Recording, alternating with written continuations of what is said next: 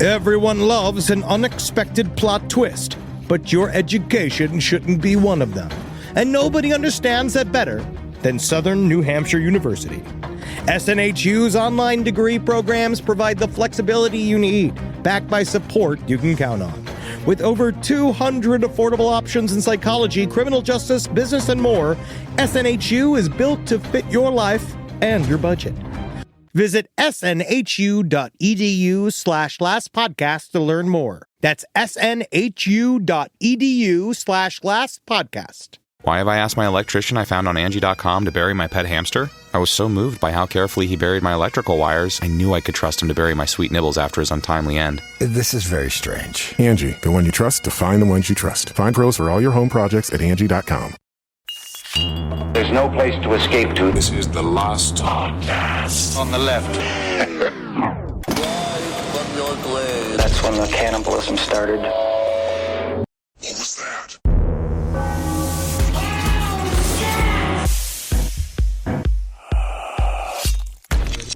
I'm ready. Yes. All right. Marcus, you've brought a special instrument in that we have to exhibit for the audience. Yeah, this is my stylophone theremin. The antenna's a little wonky on it, so I'm just going to use the trigger on it. Now, just remember, before you listen to the sounds, these sounds are so powerful, so esoteric, that they, in fact, may drive you insane. So this is your warning. If you can't handle the theremin, you shut off the radio right now. I mean, they can't handle it because it's, weird.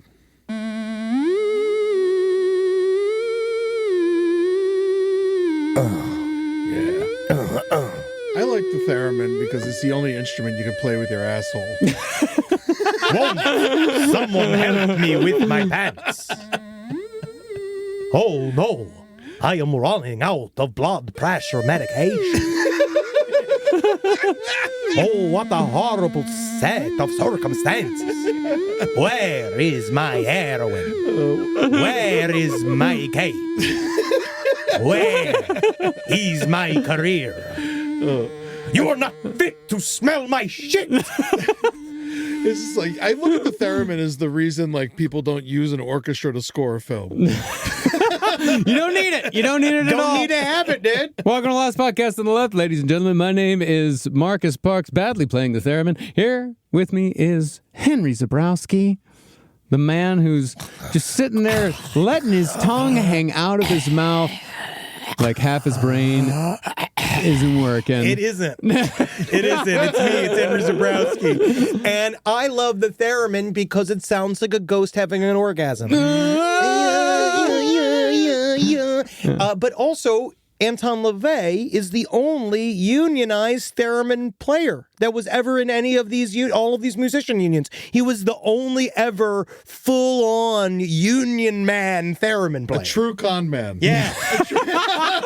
Hey, the theremin is one of the most difficult instruments to play in existence. What are you talking about? You should listen to...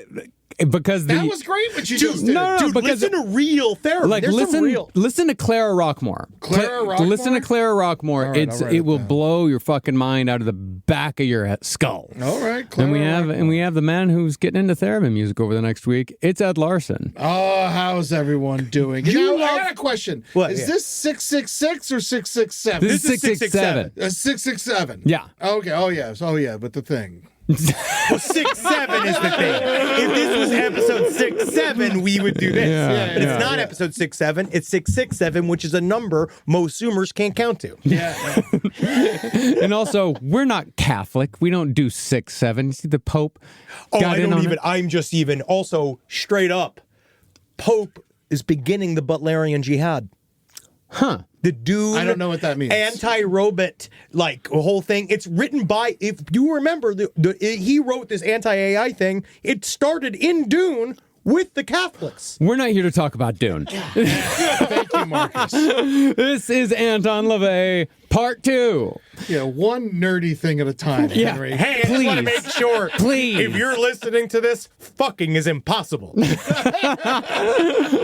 So when we last left Anton LaVey, the year was 1947. According to the tale LaVey spun for himself, he had become inspired after reading William Gresham's classic carny novel Nightmare Alley. And instead of spending a life in the chains of the mundane world, LaVey had decided to bet everything on a life in the circus. Fuck yeah. Supposedly, Anton joined the Clyde Beatty Circus in the spring of 1947, where he was given the responsibility of feeding and watering the circus's big cats as a roustabout and so-called cage boy at the age of 17. Yeah. Roustabout, by the way, is the dudes who set up and tear down the carnival at each town. Oh, okay. Yeah. And you know, if you don't water those big cats, they don't grow. I hate you, man. Fucking. They just stay small cats. I'm so angry. I was angry even thinking about it. Well, LaVey claimed that the head of the circus personally taught him how to use the whip, the stick, the chair, and the revolver to get the big cats to perform. And before long, Anton said he was handling 8 lions and 4 Bengal tigers in a cage all at once, which is almost certainly a massive exaggeration, to say the very least. But considering Anton LaVey's experience with big cats later on in his life, which will absolutely be discussed later, it seems like Anton did at some point work with big cats enough to get a feel for how to train and control them. He was not a Count Dante, in other words. Anton claimed that in order to better work with the lions and tigers, he ate his food with them and mimicked their growling noises as they ate. No, hey, leave me alone. This is my soup. You're not supposed to be eating soup, tiger. Okay, this is my soup. It's chicken noodle soup. I don't know how you got a taste for this. Leave me alone. Meow, shut up. Meow. Meow. Hey, listen. You got any bread to dip in this soup? Oh, well, then I guess we're not on lunch together, are we? Said he even slept in their cages. Said he'd get clawed or knocked to the ground here and there. But these incidents were chalked up as, quote, unintentional mishaps. For those of you that are following along and are also potential students of the esoteric, I would submit to you to go and read Michael Aquino's 2-book-long, personally published, his own version, biography of the Church of Satan and the whole thing, because Michael Aquino... More fucking homework? Oh, yeah, buddy. Because one book's the book, and the other second book is the book to reference you got to read when you're reading the first book. Now, it's important to remember Seriously, Michael Aquino. So many footnotes that he had to do its second volume just to hold the footnotes. Oh, just amendments. It's fucking infuriating. For those of you that don't know, Michael Aquino is the Eddie Munster-looking man that would eventually spin off from the Church of Satan. He was Anton LaVey's right-hand man, as we'll get into more in the next episode. But he wrote in the Church of Satan. He took everything that he could to essentially roast Anton LaVey from the inside out, because Michael Aquino, if you do read any of his stuff, he works for the government. He worked in the CIA. He did psyops. He's a very crazy-looking guy, but he's also a complete and utter dweeb. And when you read his... even grow your eyebrows like that. Practice. He made his eyebrows little thorns. So Michael Aquino wrote all this book, and he heavily debunks all of Anton LaVey's claims in the book, because he's so bitter because Anton LaVey is the Bugs Bunny to his Daffy Duck. And as he writes this whole book, he's all like, Anton LaVey, he lied about going to the circus, and he definitely didn't affect Marilyn Monroe. And it's like, yeah, buddy, we know. Anton LaVey even said it's a lie. Yeah. You constantly going like, and there's just no possible way he was at the circus, I think, because if you look at the rules of the circus performers that happened at the time, you don't see Tony LaVey's name in there, do you? I would like to know. And you're like, bro, you lost the whole fucking point. Yeah. Well, one thing we do know... Good Daffy Duck. And he really captured his essence. It is him. It's good. But one thing we do know that Anton LaVey did in the circus... He did learn how to become a master of one of the most powerful and legendary of all organs. Quite possibly the hottest pipes in all existence. Oh, shit. Well, Crack organ. Burns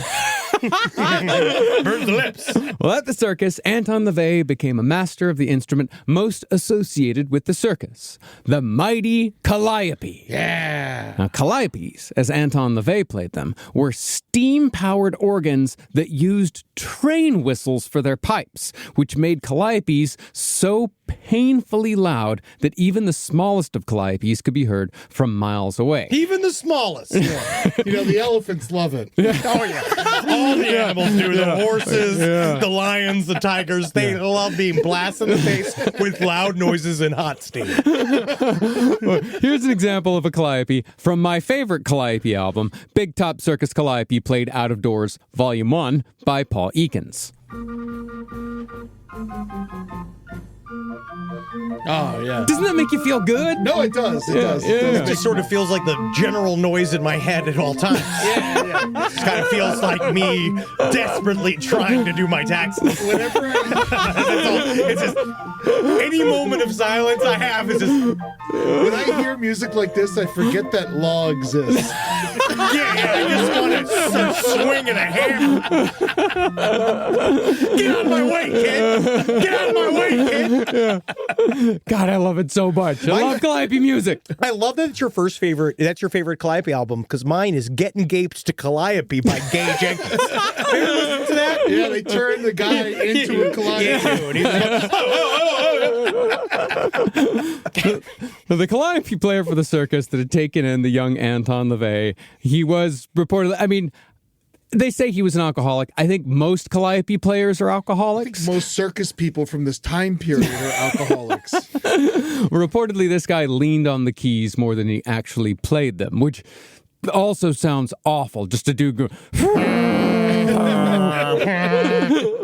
In one version of the story, LaVey said that one day the calliope player was simply too drunk to play and Anton stepped in. In another, far more satanic version of the story, Anton claimed that he was so hell-bent on getting behind the calliope that he cursed the circus's alcoholic calliope player who fell ill a few days later. And that's going to be a theme you'll see amongst Anton LaVey, is him saying, "Yes, I cursed him and then everything fell apart." It's like, no, mostly it's just people who already had a lot of problems. Yeah. And then life just sort of took care of it for him. Something bad's gonna happen to you. Like, that's all he did. It's because you all look like, I get it, because like we all want this. Like, I do think that every time he talks like this, remember, he's serving a fantasy for you to fulfill. Everybody wants to hear that you can go, "I curse you," and then you can just move on and do all this stuff. He even knows, Anton LaVey himself knows how detrimental curses are to your own personal health. So a lot of the times he talks about this,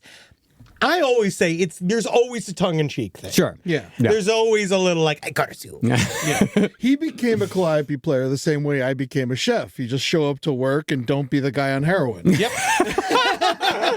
Welcome to America. You're hired. Well, Anton stepped in, played a rousing version of the William Tell Overture, and the alcoholic player was put on permanent sabbatical. Anton LaVey was now a performer. So after he was elevated to the resident calliope player at the Clyde Beatty Circus, he changed his name from Tony Levy to Anton Sandor LaVey, after his great uncle. As a performer, he came to be known as the Great Sandor. And this is a clip of him years later playing a synthesizer mimicking a calliope. Cool.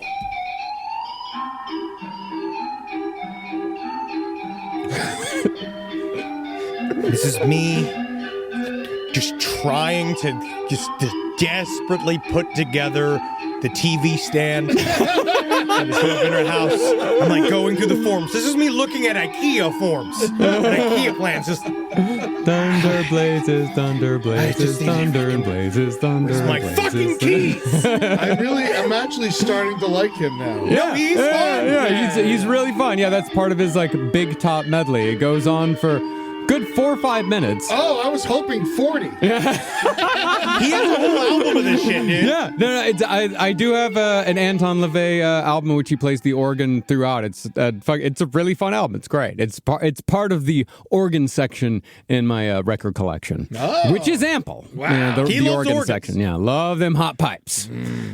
Now, Anton LaVey said that by playing live music, he learned how to affect the moods of not just the audience at the circus, but also the moods of the big cats, the elephants, and the human performers.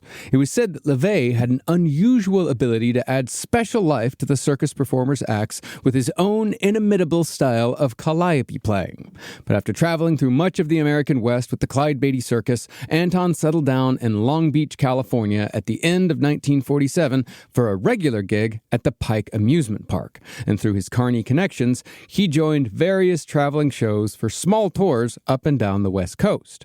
During those days, LaVey met legendary sideshow performers like the three-legged Francesco Lentini. Francesco Lentini. Yeah, it's Francesco Lentini. And the two-faced Bill Dirks. Bill Dirks. I'm looking at Thanks to me! These guys are great. I love Bill Dirks. his little third leg just kind of comes out of his butt. A lot of that's really, when they say like three-legged performers, the posters that they painted were beautiful. I have a whole book of them. They're fucking great. All those old sideshow posters that are just so massive, but they definitely do a lot of heavy lifting on the imagination. Yeah. Usually when you walked into the tent, it really was just kind of like a weird Thing that's third flopping off. appendage. And usually, and that's the thing, is that it was actually so disappointing that usually the sideshow performers would also have like a secondary act. So Oh, yeah, you would you'd be walk doing in. a thing. Yeah, you'd walk in and they wouldn't just be like, oh, here's a couple of conjoined twins. It'd always be like, oh, here's two conjoined twins who also know how to play the fiddle and sing. Yeah, of course, because that's a show. That's your show. Yeah. And we just watched The Elephant Man last night, and I cried watching it. God, I fucking love that movie. Yeah. We just forgot that was the whole thing. Is the guy who Louis ran Anderson him. story. Yes. And it's about him searching for pants. It's 4.5 hours long. They go to Macy's, J.C. Penney's, Burlington Coat Factory. But The Elephant Man, that was the whole thing, is that he didn't have to because of just how he was the only one that wasn't underwhelming. No. He was the closer. Yeah, the Elephant Man was good old Joseph Merrick. But Bill Dirks, I've never experienced the love of a woman. it's the saddest death of all. It really is. Yeah. Do you know how the Elephant Man died? Yeah, well, I watched the Bradley Cooper stage version. That was fucking awful. Yeah, so he died by was that the reviews after the fact? I was so close. I literally went, ah! At one point, and I like covered my mouth. Oh, live theater, no. No, yeah, they can see me. Well, Bill Dirks, he actually just had a severe cleft palate that went all the way up to splitting his nose in two. But to give the full two-faced illusion, he was known as the two-faced man, he would paint a third eye on his forehead to sell the act fully. It's fucking awesome. It's like, I'm talking about lack of confidence. Yeah. It's like, I'm not ugly enough. Trust me, buddy, you're ugly. Yeah. LaVey got to know a particular kind of performer calling himself the human ostrich. I love this act. Yeah. The human ostrich had the ability to eat and regurgitate almost any object at will, usually objects made of metal or glass, because otherwise you're just watching a guy throw up. Yeah. Although there were some regurgitators who were massively popular and really talented. Like there was one guy who would swallow and eat like a bunch of fish, and then he would regurgitate through a hoop into a fishbowl. That's awesome. Again, that's a show. Yes, fish died, but yeah, except for the fish. Yeah, but fish don't count. Yeah. Fish don't count. Well, human ostriches were so named because real ostriches ate rocks to help with digestion. And even besides that, I'm definitely going to see anyone who bills themselves as the human ostrich just to see what the fuck it is. Oh, Yeah. Better be tall. Yeah. I mean, that's what they did with the Elephant Man. You just got to give him a fun name. Yeah, just pick an animal. Yeah. Especially if he kind of looks like it. That's awesome. Yeah. But out of all the sideshow acts that Anton LaVey got to know, he paid the most attention to the so-called mitt camp at the carnival, where fortune tellers read palms, like, give me a mitt. I'm going to read your fortune. That's why they would call it a mitt camp. I actually saw this term in a recent carnival movie that I watched called She Freak. It's fucking amazing. It's like sort of a retelling of Todd Browning's Freaks. But yeah, they would say, I got off Vinegar Syndrome. It's fucking great. Yeah, I'll lend it to you. But alongside the fortune tellers were the mentalists, who cold read unsuspecting customers to see how much money they could bilk out of them. And this, Anton LaVey said, is where he truly watched and learned. But Anton LaVey was also all about style. And he, like any cultural figure worth their snuff, went through many iterations before finally settling on the Mephistopheles core look that made him famous. In the circus, LaVey modeled himself after film noir gangsters, who wore wide-lapelled, big-shouldered suits, pocket squares, Panama hats, and, of course, immaculately landscaped facial hair. This seems to be among the first instances of Anton LaVey truly leaning into playing a sort of villain, or at least appearing to be a villain. And this was certainly something that LaVey would later use while creating the Church of Satan. But besides helping him develop his villain persona, the circus also reinforced LaVey's attitude of hypocrisy concerning Christianity. He said that he would see men lusting after women at the carnival on Saturday nights as he played calliope. But when Anton LaVey went in to play organ at the church services at the tent revival the next morning, those same lusty men would be in the pews. Oh, hypocrisy. Yes. And that is the key to what really the Church of Satan is all about. It's not really about, as we keep talking about it, it's really an anti-hypocrisy stance. It's about being true to yourself. You know, it's like if you're going to go out, it's basically like make a choice. Like either you're going to go out and, lust after women on Saturday night with carnivals. That's totally cool. That's fine. If you want to do, church on Sunday and be a pious individual, that's totally fine too. But don't try to fucking do both. Well, he did both.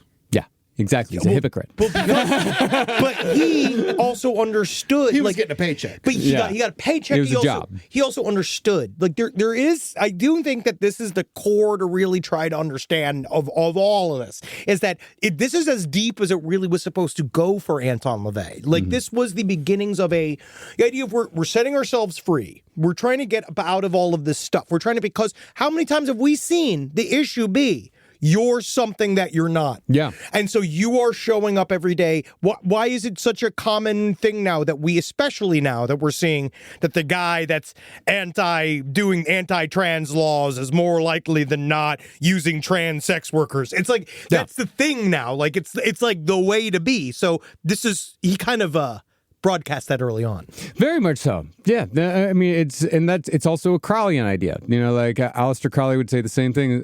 I can't remember the exact quote, but it was something along the lines of like, there's no more pain in the world caused than by those who are not true to themselves, or who are not being their true selves. If you're going against what you're supposed to be, that's where you're only going to cause pain to yourself and to everybody around you, especially everybody around you. I legitimately think the world would be different if a time traveler dressed as an artist went back in time into Adolf Hitler's fucking class, took all his stupid ass paintings, put them in a gallery, and said, Adolf, these are amazing. That is literally all he would needed, and we would not be here. We wouldn't be dealing with any of that. I think we'd be dealing with different things, but I always find it weird when people say I'd go back in time to kill baby Hitler. You kill him as an art student. It's more fun.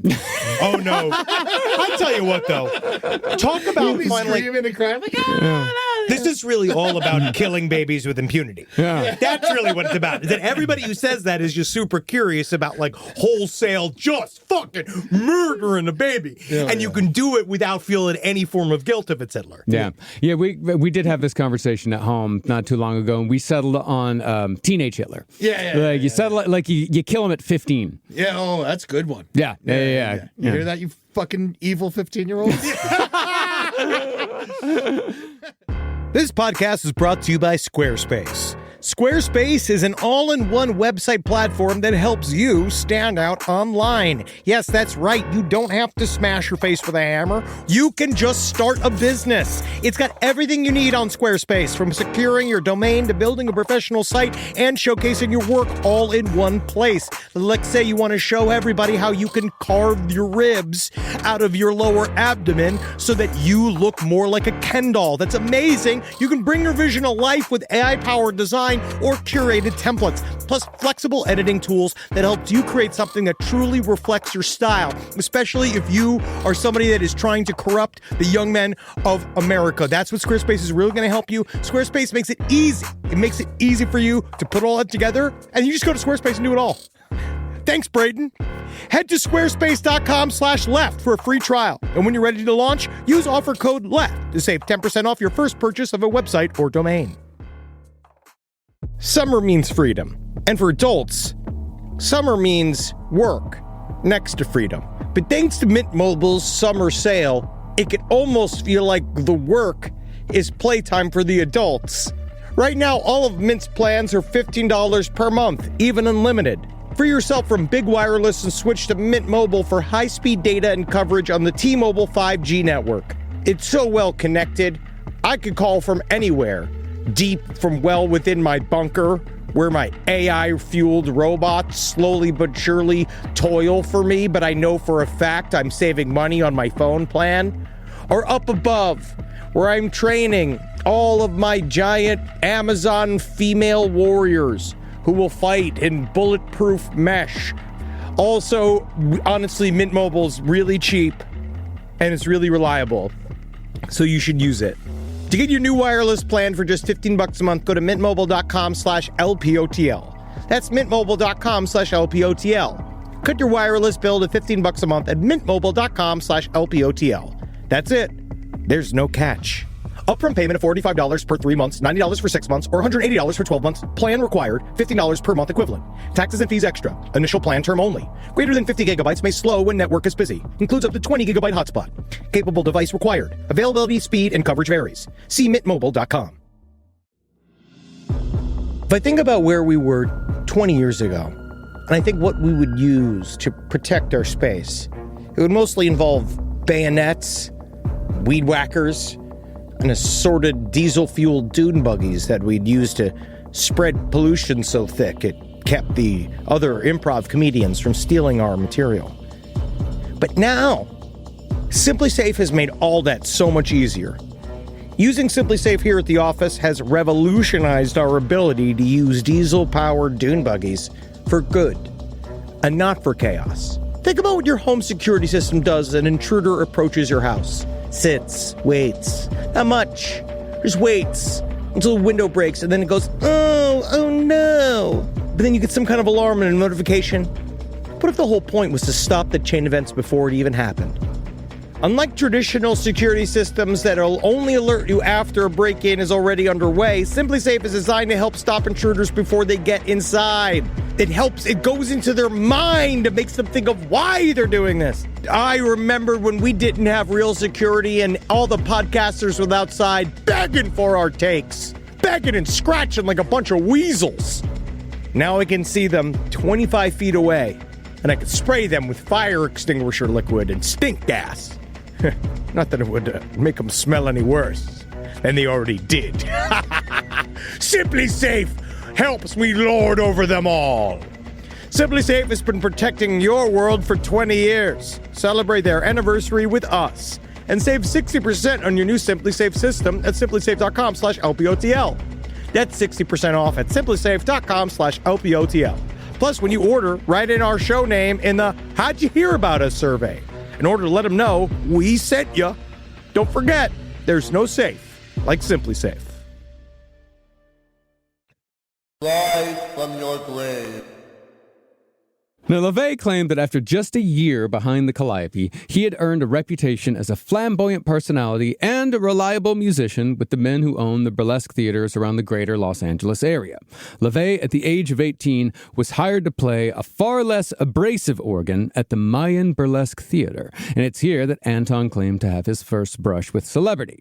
According to the almost certainly not true story, LaVey claims that one of the dancers at the Mayan was a pre-famed 22-year-old Marilyn Monroe. Nice. LaVey said that they had an intense love affair that only lasted a few weeks, but that they were very sexually compatible. The owner of the Mayan, however, maintained that Monroe never even performed there. But according to LaVey, when Marilyn Monroe orgasmed, she, quote, gnashed her teeth and farted. Well, he wished.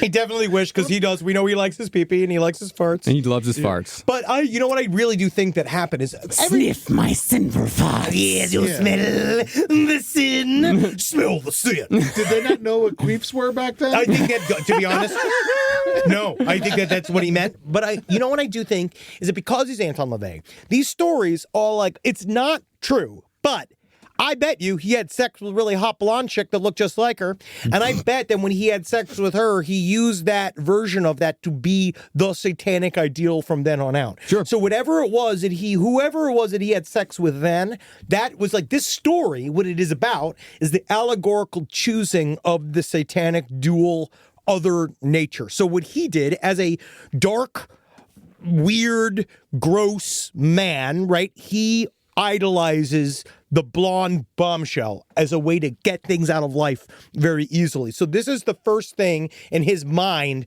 It's like, that's kind of what it's about. Like, it's not about fucking Marilyn Monroe. Sure. It's about choosing the Marilyn Monroe form. I get it. Now, following his supposed... You fucking idiots! Now, following his supposed fling with Marilyn Monroe, LaVey claimed that he returned to San Francisco, where he expanded his professional pursuits to include photography.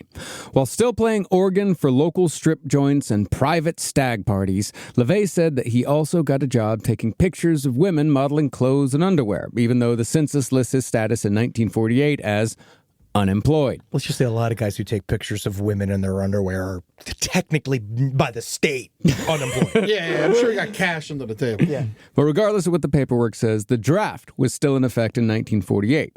So to avoid military service, LaVey enrolled at San Francisco City College as a criminology major. Supposedly, this led to LaVey getting a job as a crime scene photographer at the San Francisco Police Department. Now, the SFPD has no record of Anton LaVey working for them under any name, but LaVey maintained that his record must have been expunged. They were ashamed of having Anton LaVey on their ranks. But even so, LaVey said that his time photographing the grotesque, blood-soaked bodies of car accident and murder victims led to another revelation. In his words, Anton decided that, quote, There's no God. There's nobody up there who gives a shit. Man is the only God. So man must be taught to answer to himself and other men for his actions. yeah. Just forget about it. Yeah. I unfortunately agree with Anton LaVey. Unfortunately, here, I do have to agree with him. Yeah. It's the very bottom. So this is my belief.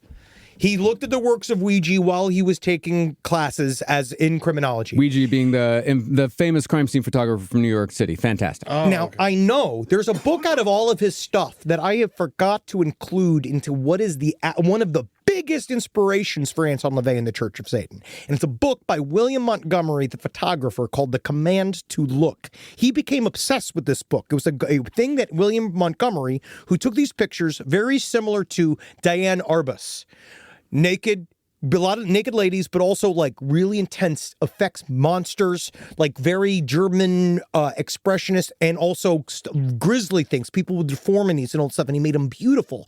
And he wrote this whole aesthetics world of tips that he wrote in this book, and each one of them is Satanism to its core. Yeah. And so I think that the photography angle is partially his own obsession with William Montgomery, that then he fed these things to his own, saying I did them, yeah, and said, but he's just studied them very thoroughly. Yeah, because if you're building a myth like Anton LaVey was building a myth, like first of all, it's the mid-20th century. Ain't no internet. Ain't no way to check nothing.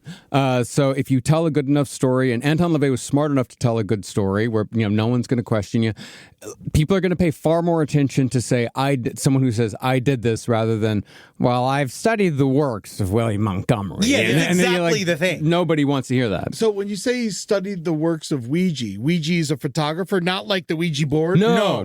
Ouija was the name of a crime scene photographer in New York City who he's possibly my favorite photographer ever. Like he would just, the way that he would just show up to a crime scene and photograph it in just the most most beautiful way possible. It's kind of insane. Beautiful and brutal. He would show up to these he really was this like weird character. And sometimes he'd like show up before the cops did. Oh, he's one of those guys, like LA Confidential style. Exactly. Yeah, I'm pretty certain that is kind of based on him. Oh, so he studied the works of Ouija, but he's such a nerd, he should have studied the works of Wedgie. I hate you.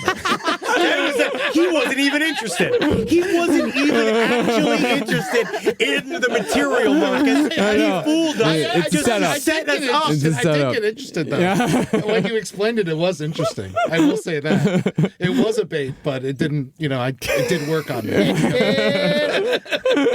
Now, in Anton LaVey's personal life, it's known that he married for the first time at the age of 21. But since it was 1951, nobody batted an eye when Anton married a nice 15-year-old middle-class girl named Carol Lansing. And after the two of them moved into an apartment near a San Francisco amusement park called Playland, Carol gave birth to Anton's first child, Carla.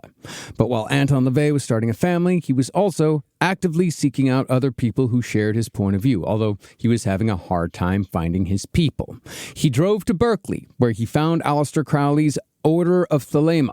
But after looking into Crowley's life and workings a little bit deeper, LaVey decided that Crowley was, quote, druggy poser whose greatest achievements were as a poet and a mountain climber. Forget about it. Fair enough, I suppose. According to him, which just makes total sense. By that point, if you could even see Crowley, with the very end of his life, he was such a heroin addict and such a gross-ass fucking guy. But to me, it also formulates the next levels of the Church of Satan. Just being... There's Aleister Crowley, the most evil man to ever live. He walked the walk. He went through he crossed the Rubicon. He met the fucking AWAS. He did all this shit. And now look at him. Yeah. And it's just like, look what he's fucking. He's basically just some schmuck that's dying of heroin abuse and all, and he's just this garbage guy. So of course, you're like, it must be a lesson. Yeah. You're like, there's the Grand Magus. Yeah, and he's just some mumbly fuck who's looking for his next fix. Yep. Now, while the San Francisco Police Department has no record of Anton LaVey's employment, it was still the SFPD that seemingly introduced Anton to the next phase of his increasingly spooky career. In 1953, Anton LaVey became one of the first Ghostbusters in America. Yeah, man. See, that's fucking shit. That's cool. If you don't think that's cool, you're stupid. That's your plan? See, according to Anton LaVey, he was basically San Francisco's version of the X-Files. Anytime the SFPD got a so-called nut call, like a report of a ghost, a UFO, or a mysterious noise, the San Fran cops would toss the call to Anton LaVey. And we know that this stuff happens because of when we covered the Warrens. We know that cops they are people, they're like, all right, you can go look at this weird shit. Yeah.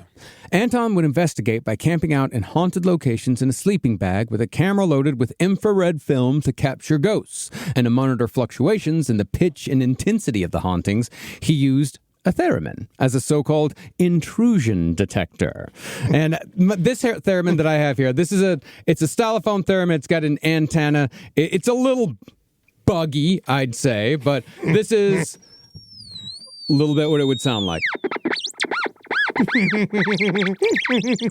It's just, because you hear the ghost. Yeah. Shut up. Shut the fuck up, Tony. Move the antenna to the right. We know you didn't go to the circus, Tony. Yes, I'm having trouble getting Fox. Now, what Anton discovered from his time as a ghost hunter was that people would insist on believing what they wanted to believe, regardless of evidence. Even when Anton would find a real cause for strange noises, like old pipes or a settling house, customers would insist on exorcisms to rid them of their supposed poltergeists. Anton, of course, leaned in, devising charms and spells for his clients to complete the act. But in 1955, LaVey had enough of a reputation as a ghost hunter to quit his crime scene photographer gig. Instead of taking pictures of grisly deaths, LaVey now claimed that he could spend all his time, quote, exploring the black arts. Yeah! But exploring the black arts don't pay the bill. No, it doesn't, dog. Yeah, tell me about that. Tell me about that. If this was a black arts podcast, we wouldn't be one. You know what I'm saying? This had to be a bit of a true crime podcast to begin with. Yeah. So LaVey also joined the San Francisco Musicians Union in 1955 as an organist, which got him a gig playing the Wurlitzer organ at a cocktail lounge ominously called The Lost Weekend. Ooh, cool. That's a really good name for a cocktail lounge. It's a great cocktail. Exactly where I want to be, dude. And I think it's, I know, I found a picture of it from like 1979. So it survived. It was a very long running, San Francisco bar. It's such an interesting thing because he's a ghost hunter who helps people fix their pipes. So I feel like he's actually helping them fix their problem. Yeah. But he's fixing the pipe and he's like, ghost is gone. Yeah. But think about it. That's the ultimate thing because you got something, you paid for it, he fixed the issue. You know what I mean?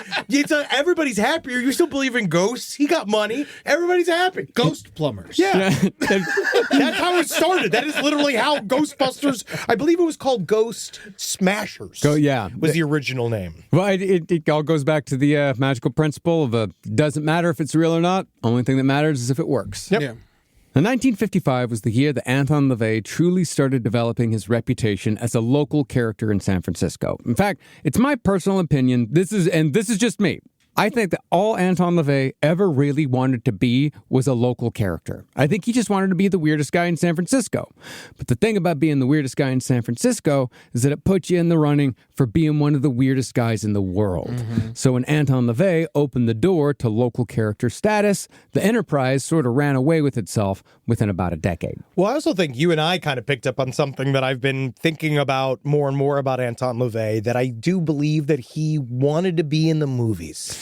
Yes, that again, local character was the status he wanted. Being in the movies was the job he wanted. I think that what we'll see, every single thing kind of comes up against that, where I think in the very, very end, he really just wanted to make art.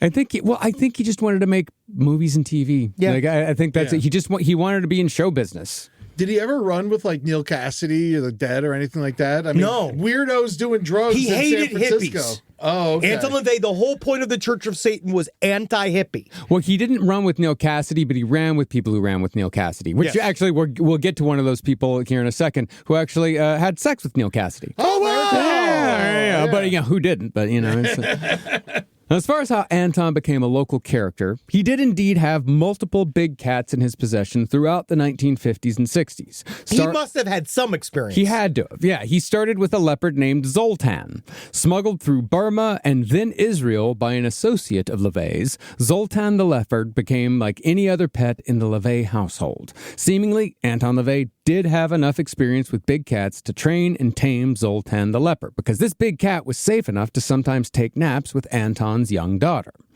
Now, in 1956, Anton's parents bought Anton and his growing family a 2-story home at 5114 California Street in San Francisco for the paltry sum of $9,500. Two-story townhouse in San Francisco, $9,500 bucks in 1956. Not even rent for the fucking place now. God, no, it's not. No, it absolutely is not.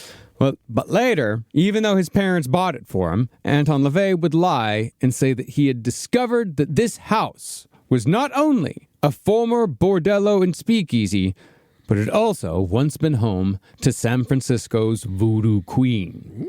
Ooh. According to LaVey, his house had at one point belonged to a woman named Mary Ellen Pleasant, who, according to the local press, had been responsible for the deaths of 4 people, including her longtime business partner, all in the pursuit of voodoo. The rumor was that a servant had seen Pleasant pulling apart the bones in her partner's skull to pick out bits of his brain to use in voodoo rituals. Ooh. In reality, though, this was all just slander. Mary Ellen Pleasant was not only an essential link in the Underground Railroad, but she was also one of America's first black millionaires. She was a brilliant businesswoman by all accounts, but Mary Ellen Pleasant didn't take no shit from nobody. Yeah. She was also, naturally, an abolitionist, and her dedication to the cause was so strong that when the abolitionist John Brown was hanged for insurrection in 1859, there was a note from Pleasant detailing escape instructions in John Brown's pocket. But because the people of San Francisco simply couldn't handle that a black woman could be so successful in the mid-19th century, it was said, in the press, mind you, this is what the newspapers printed, that Mary Ellen Pleasant was only successful because she used voodoo. That's the type of shit they've been doing for all of time, like starting with Cleopatra. Yeah. Also, voodoo is famously bad for making money. It's like, it's really, honestly, for all of the magical purposes, it's not super good at it. Now, Pleasant actually was a trained voodoo priestess. Oh, okay. Yeah. She might have sort of been highly trained in it. I mean, voodoo is a religion just like any other. Of course. And the thing is about Mary Ellen Pleasant, she had been born into slavery. Yeah. Her mother was Haitian. Her mother had taught her the voodoo practice. But, Mary Ellen Pleasant's story is fucking incredible. Yeah, it's amazing. That's a fucking amazing American story. Yeah. That's a movie. Yeah, that's a movie. But when the press found out about her practice and tried exposing her, Pleasant doubled down and started carrying around a crystal ball as a prop. She therefore went down in San Francisco legend as the city's voodoo queen, the Marie Laveau of the Bay Area. And Anton LaVey was trying to capitalize on that spooky reputation by saying that his new house had once been hers. Yeah, it makes sense. Why not? Yeah. But it's not true. No, it's not. No. No. You know how it is. What are you going to do? But I also kind of always wondered how he retrofitted his house in the way that he did. Well, that's the thing, is that while the house did not belong to Mary Ellen Pleasant, It could have been a bordello. There's something going on in there. Rooms. Yeah, what's that? A lot of rooms. A lot of rooms, a lot of secret entrances. A lot of and hidden secret passages exits. and shit. Yeah, hidden passageways. Bedroom had multiple entrances. There were multiple secret entranceways that LaVey would later customize that ran throughout the entire house. In other words, LaVey saw the possibilities here. So to further advance his local character status, he immediately, upon moving in, painted the house's exteriors black. Yeah, it was awesome. This, of course, would be the Church of Satan's infamous Black House, where Anton would create the church and hold its first satanic black masses. And also, the I would call windows it- were permanently boarded up Yeah. and permanently painted over and shit. I'd call it the first satanic tourist attraction in history. I would say so, yeah. Yeah. It was a really tiny house smashed in between two giant houses, which is kind of funny, too, because then all the things grew around it. And it was just this little two-story, completely matte black house. And it's gone now, right? Yeah, it's gone. Yeah, It's yeah. just an empty lot. You should paint your house black. Well, we actually have competition. Yeah. We have a goth house also in the neighborhood. Oh. So Yeah. we can't be chasing that dragon, and also horrific for temperature. It's Yeah. horrific for the fucking LA heat. It's bad to do. Yeah. Fucking just drives bills up. Yeah, I got a Halloween house on my street. It's, Yeah. it's black with, all the molding is painted orange. So, And yeah. you know what's also nice? You know what I found out, because I did want to paint it black, is that the problem is that you have to repaint your house like every year. Really? Yeah. Huh.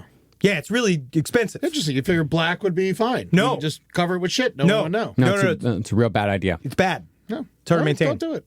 I'm just saying, I wish I could. I wish I could. Well, in the late 50s, the Black House served as a beacon for other people who were into occult and paranormal subjects like Anton. And before long, LaVey had gathered enough of a crew to form a group called the Magic Circle. Of course, he couldn't find them anywhere else, so he made a way for them to come to him. Oh, yes. Now, the Magic Circle was basically a prototype for the Church of Satan. Made up of a bunch of California weirdos who like to talk about magic with a K, the Magic Circle threw parties at LaVey's Black House, where they would perform rituals, give lectures on occult topics, and generally socialize with other free thinkers. Amongst the early members of the Magic Circle was a magician and dentist named Cecil E. Nixon. Dr. Cecil E. Nixon, Dr. DDS. Nixon. Dr. Nixon, DDS. His main hobby was the construction of automatons, which, in essence, are somewhere between an animatronic and a robot, usually made of clockwork. Nixon's most famous automaton was Isis. Isis was a representation of an Egyptian woman who could supposedly play 3,000 songs on a zither that sat on its lap, using a complex system of gears, cams, sprockets, solenoids, and electromagnets. And the way that it worked is that the guy would come out, he'd be like, okay, let's get the system ready. So he'd first show you all the gears. So you have this lady sitting on top of a box. He'd open up one door and you'd see all the gears underneath it. He opened another door. He's like, this is also where all the gears are. And he opened another little door that had like buttons and little things on it. He's like, here's all the controlling mechanisms. Then he'd close it. And he's like, all right, now I got to go get her prepped. And he'd turn a big crank. And then he's like, okay, now name a song. Yeah, and there were actually little speakers on Isis that you would like go down and you would ask for the song that you wanted. That's awesome. Yeah, well, not as impressive in reality as it sounds in theory. Shit. Just like the real Isis. Always. Every day, right? You're like, you guys are fucking not as cool as I thought you'd be. Yeah, you're just the sequel to Al Qaeda. It's always worse. Too much CGI. Let's hear a demonstration of Isis during a televised British magic show in 1989 after someone asked the automaton to play Home on the Range.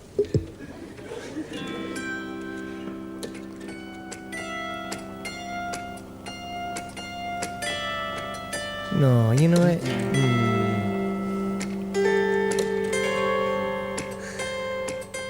It is. It really is, isn't it? It really is Home on the Range. It's really not. It's absolutely not in any way whatsoever Home on the Range. More of a liar than Anton LaVey. Well, those are two magicians. He did it. I promised it happened.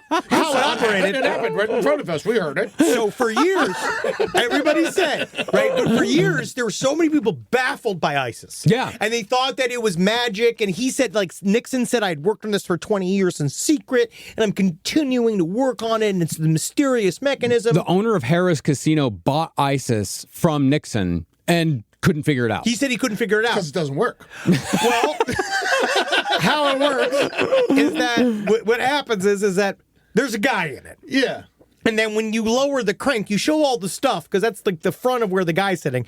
And then when you hit the crank, it lowers the inner working so the guy that's in the closed box can crawl into this thing underneath ISIS that has this little keyboard in which you try to play the zither by looking through this little slot with this keyboard. So that's why it sounds like that. Because the guy can barely fucking see, and he's trying to do it from the inside in this weird cockamamie like thing. Yeah, Man, that's shit that's still going on today. I went to the Magic Castle last night. Oh, cool. And, you went last night? I went last night. It just randomly was there. Honestly, I'm thinking about the whole episode today. But where'd you go with now? Who'd you go with? With your wife? No, I didn't go with your wife. I named a wife. I named a wife. No, I went with Julie's friends. It was like a double date thing. And you went like in a suit and everything. Yeah, I put a suit on. Yeah, Wow. yeah, like a big monkey man. And but they got one. They didn't of these bring you back things. to the zoo or anything. They didn't ask you where your It's shots called were. Irma. You're right. And it's a piano that just plays. And what it is like you talk to Irma, and Irma doesn't exist. It's just an empty piano, but you speak at Irma. You're like, Irma, please play. I asked for Autumn Leaves. I was like, please, Irma, please play Autumn Leaves. And then Irma goes, "Toot, toot," and then you tip Irma $1 in her birdcage, and it's like, there's just someone watching from another room. Sure. But it's very cool. It's very cool. It's my favorite part of the Magic Castle. Yeah. So if you ever go, you would love Irma. You spend the whole time in there. I know. Yeah. I You know. would love the close magic. All the close magic is my favorite things. But yeah, they definitely will touch your wife. Magicians, you can't trust them. No, You really can't. They make their built on panties lies. disappear. Yep. Yeah, they make their panties disappear. Well, Anton LaVey's Magic Circle also counted filmmaker and author Kenneth Anger as an early member. This marked the first of LaVey's 2 connections to the Manson family. One of Anger's films, Lucifer Rising, starred Manson family member Bobby Beausoleil, who was convicted in the murder of Gary Hinman. That was the family's first victim. Kenneth Anger, to me, is also the exact reason why Anton LaVey was really interested more in getting into the movies. No, because Hollywood Babylon. And how their real... Which is also full of lies. It is. Their real love was the collection of those stories about Hollywood. Yeah. That was their real time passing that they would do. Just talking about all these old ideas of like conspiracy theories, like old ideas of like Cecil B. DeMille, like having like a girl mill and like having all these things. Like, if you ever read Hollywood Babylon, it's so entertaining. Anton LaVey should have lived in L.A. He liked San Francisco. It was his hometown. See, San Francisco was still cooler. It was back then. It was especially. Yeah. But I mean, really, when these guys got together, like they talked a lot more about what was the name of the guy that supposedly used the Coke bottle on the girl and almost got Chris Farley was supposed to play him in the movie. Fatty Arbuckle. They talked far more about shit like Fatty Arbuckle and whether or not he actually did it than they did about Satan. Yeah. Like that's the type of shit they talked about. But through Kenneth Anger, LaVey was introduced to the brilliant artist Marjorie Cameron, who was also Jack Parsons' widow. The Magic Circle also boasted aristocrats, taxidermists, anthropologists, and gastroenterologists as members. In other words, LaVey was attracting intelligent, curious people into his orbit. LaVey was also exploring so-called demonic geometry at this time. So he designed an oddly shaped black and red medallion adorned with a bat-winged demon for the most devoted members of the Magic Circle to wear. These nerds then formed a subgroup called the Order of the Trapezoid. This was a group within the Magic Circle, and those members would eventually become the leaders in the Church of Satan. In fact, what this early group was doing with their rituals really wasn't that much different from what the Church of Satan would eventually do.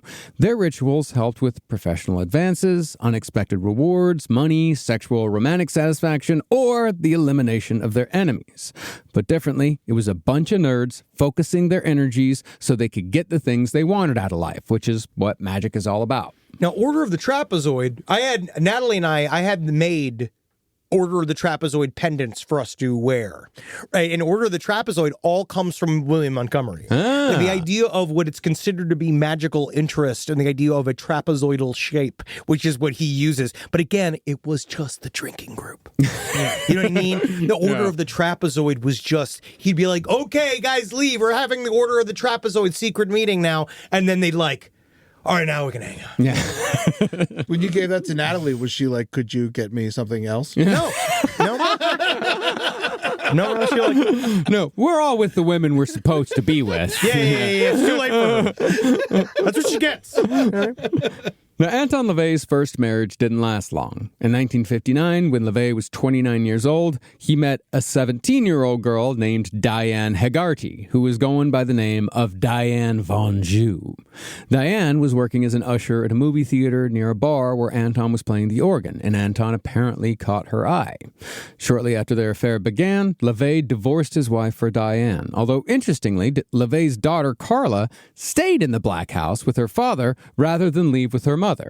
He wasn't that bad at the time. Yeah. It's probably all the trap doors she couldn't find a way out. I mean, that's what's fun to do. Now, Diane Hegarty would take LaVey's last name, and while the two would never marry, it is almost certain that the Church of Satan would have never gotten off the ground without Diane's input, organization, and ideas. But just as important was the fact that Diane fully encouraged Anton LaVey to finally become Anton Szandor LaVey. Oh, unless you believe fucking Michael Aquino. He's like, He had a publicist friend explain to him all the ways to do church things. So they went to the state. They filled out all the paperwork because that's what they do. So it was not his idea at all. It was the other guy's idea. It's like you don't realize, like, like if you were like a fat complaining loser, people are just gonna like the other guy. yeah, this is the whole thing, man. Yeah, sure. But guess what? Everybody liked him, bro. Yeah.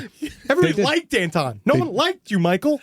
No, they really didn't. You fucking, every time you talk, they probably went, shut up, Michael. Shut the fuck up. I hope we never do an episode on him. Oh, we will. Oh, no, he's coming up next episode. Yeah, he'll be a part of next episode. Part of an episode. A part of an episode. He doesn't get his own episode. God, no. No, because his shit's too fucking boring. And we are past, as a group, and you can be thanked. You thank us. Thank me.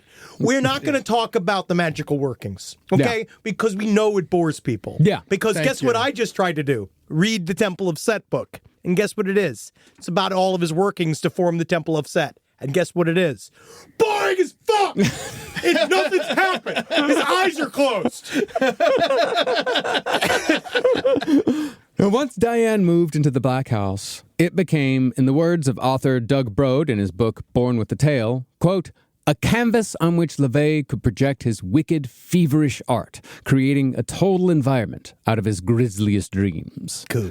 Arthur and Diane painted their bedroom glossy red, while the kitchen and living room were just as black as the house's exterior. You'll like this, Eddie. The exception in the kitchen was a mural which featured a cartoon bat demon modeled after Chernabog from the Night on Bald Mountain segment in Fantasia. Hell yeah. Wow, yeah. Yeah, and what I love is below Chernabog, that's where he put all of his organs. So, I mean, organ in the kitchen is pretty great. That's really cool. It's pretty fucking cool. Man, I would love if someone played the organ for me while I cooked. I know. Yeah. I had that same thought. Well, they then decorated the house with skulls, a full-size human skeleton, probably obtained from someone at a San Francisco hospital, taxidermied animals, a coffin, a chair that LaVey claimed belonged to Rasputin, a coffee table made from a tombstone belonging to some guy named Lucas Machado, and, of course, dozens of LaVey's own paintings. I actually looked. I couldn't really find LaVey's paintings. I couldn't either. Like, it's insane when you look. It's just. I mean, I guess it's just a Google thing, but yeah, Google only gives you paintings of Anton LaVey. Oh, maybe he never did it and just lied about it. No, they were everywhere. In fact, actually, they might just belong to his family. They just might be all in private hands. Yeah, maybe. I mean, I know he was good. The very first press that he got was for his paintings in 1956. So they were apparently good. He was a good artist. Yeah. So it was a real skeleton? Yeah, they got a real skeleton. No one knows where they got it from, but they knew so many people, especially they knew gastroenterologists, they knew dentists, they knew people in the medical world that probably could get them a human skeleton. It was a lot easier to get back then too. Far easier. Oh yeah, I mean, just like speaking of like Disney, the Pirates of the Caribbean used to be all skeletons. Yeah, real skeletons. Yeah, that was when it was awesome. And then they switched it out when someone was like, "This is disgusting." You're like, whatever, bro. I mean, it's not that hard. I know there's a fucking antique store in Pasadena right now that's selling a skeleton for like $2,000. I mean, I know it's expensive, but it's not hard to get. I want my skeleton to end up in a classroom somewhere, just so like some kid would steal my arm one day. That'd be so fun. Look what I've got, old Eddie's pinky. Well, LaVey also installed a trick bookcase that connected their purple-painted sitting room with their bedroom, a replica of King Tut's sarcophagus in the living room that also led to their bedroom, and a trapdoor in a fake fireplace that led to the basement. That must have been so much fun to use. Was it a slide? I know, I hope so. Maybe just a big with a net. ladder It was or probably a net at the end. Well, basically, I mean, he turned his house into a carnival. It was a spook house. Yeah. The whole thing is a carnival spook house because, in my view, just about everything, it just keeps coming back to the carnival. For another example, when Diane and Anton had their daughter, they named her after a character from the Carney novel Nightmare Alley. This child, perhaps one of the most infamous children in occult history, was Xena, but her part in the story will come later. Now, by 1960, after LaVey and Diane turned the Black House into a funhouse for the occult, Anton began formalizing the magical lectures he'd been giving casually at Magic Circle gatherings. He held these formal lectures every Friday night at midnight in his red-walled living room. Eventually, LaVey opened these lectures to the public, charging $2.50 per person. These Friday night occult lectures came to be known as the first Black Masses, which were intended to be an inversion of the Catholic Mass. Instead of speaking on biblical subjects, LaVey would give lectures on vampirism, lycanthropy, sideshow freaks, torture methods, sex theories, recipes for aphrodisiacs, gland transplants on monkeys or goats. God, cool. Zombies, haunted houses, ESP, homunculi. Basically, it's what people like us have been doing with podcasts for the last 15 years, but in lecture form. Yeah, and he did it in a cool-ass house with a guy dressed up as the devil and all hanging out. It's awesome. Yeah. Was he like playing the organ and stuff while he did it too? I mean, sometimes he'd play the organ. That's really but cool. mostly, they were just these like formalized lectures like, hey, I studied vampires all week. Here's what I learned about vampires. Man, I bet that was fun as hell. Oh, Yeah, for $2.50? Yeah, that's a great Friday night. But taking it far beyond talk, Anton also held activities at these black masses, like the time one of the members of the Magic Circle allegedly obtained an actual human leg from a physician. The supposed leg was cooked in fruit juice, grenadine, and triple sec, and served with fried bananas, yams, tonka bean wine, and caterpillars. And after a lecture on cannibalism was given, it was said that while some in the Magic Circle were squeamish about eating caterpillar, they had no problem feasting on human flesh. But if we're being realistic here, it was probably just pork. It was pork. Yeah. Because in the end, we all know that he doesn't believe in human sacrifice. That whole thing, it's just like a funny thing to do, and it's funny. But it wasn't sacrifice. They just stole the leg. Yeah, it was. It was. I think they said it was like it had been amputated or some bullshit, something like that. It's not real. It's not real. Yeah, although it could be. I'd like to think that it could be. Well, to me, the idea of that, because I held a cannibal dinner. Mm-hmm. And there's something about that where it's more fun to just be like, we're cannibals. Like, then you don't have to worry about it. It's just fun if it looks like people. Yeah. You shouldn't eat people. No. It's just because it can lead to brain problems. You can get a prion disease. Yeah. That's the main issue. Same thing with don't eat dolphin either. Yeah. A lot of too much mercury. That's right. That's the main issue. Now, once Anton LaVey started opening his home to the public, he also completely transformed his look in 1966. Looking to copy the style of medieval executioners, carnival strongmen, and black magicians like Aleister Crowley, Anton LaVey shaved his head, donned a cloak, and shaped his goatee into an aggressive point. Now, LaVey claimed that he did this to mimic the Faustian depiction of Mephistopheles, who was usually seen as the devil's liaison or the devil's agent. Or cat. Yeah. Yeah. But it has been noted that Anton LaVey may have taken inspiration from a far less highfalutin source. Instead of Faust, it's speculated that Anton LaVey took his look from Don Rickles. Yes, he did. Of course he did. That fucking hockey puck. Yeah, well, you want to look good. You gotta look like the man. Yes. I'm Polish. That's what my father used to do every time he saw Don Rickles. Now, just about a month before Anton LaVey debuted his new look in 1966, Don Rickles had appeared as a supernatural villain in an episode of a now-forgotten espionage Western TV show called The Wild Wild West, which I watched a little bit of it. Kind of seems like a cross between Mission Impossible and Gunsmoke. Interesting. Yeah, it's interesting. Whoa, he's so funny looking in this. Yeah. Oh my God, Eddie! I've never seen him with a mustache. Wow, I've never seen him looking like that. That's hilarious. Well, Rickles, in a rare dramatic turn, he played it totally straight, plays a sinister black magician named Asmodeus, who uses occult imagery, rituals, and black magic to frighten and manipulate the townsfolk in a typical 19th century Western settlement.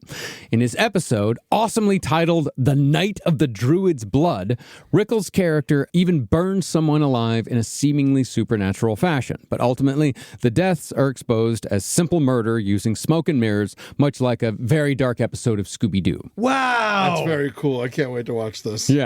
But in the end, it cannot be denied that while the character design of Asmodeus definitely took from depictions of Faust Mephistopheles, the style of Don Rickles in this role, broadcast just a month before Anton LaVey unveiled his own look, is incredibly similar to LaVey's bald-headed, pointed goatee style. He also looks like what? Like there's also that famous guy who was Ming the Merciless was like a thing. Yeah, Ming the Merciless from Flash Gordon. Yeah. Man, you know that pissed Rickles off. Like the first person that looked like him was like a Satanist. Oh, he probably had no fucking idea. Wait, you believe a guy? You believe in Satan? Satan? That's better? No. Have you heard about this? Anyway. Last Podcast on the Left is excited to collaborate with Audible. Audible has a massive range of ad-free crime fiction, nonfiction, and true crime podcasts. You know, there's so many things you could do while you're listening to an audiobook. You can clean up your own personal crime scene. And that's easy to do, and you can learn it all from books. Some people also listen to audiobooks to go to sleep.